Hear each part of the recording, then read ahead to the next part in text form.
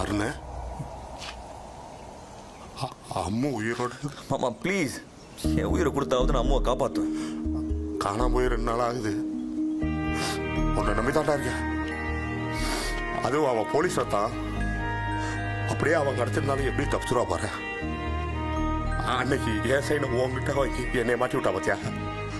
அவன் கண்ணு நல்லா கோழி உண்ட மாதிரி பெரிய சைஸா இருக்கும். அதை அப்படியே ஊட்டி மாட்டி தப்பிச்சு வந்துடும்.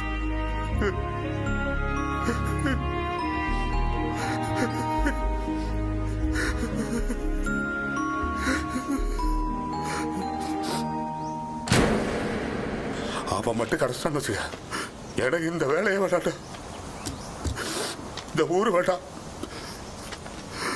நான் நம்ம ஊரை பார்த்து போய் அம்மா கண்ணு முன்னாலே இருக்காதா? அத கண்ணீர் வந்து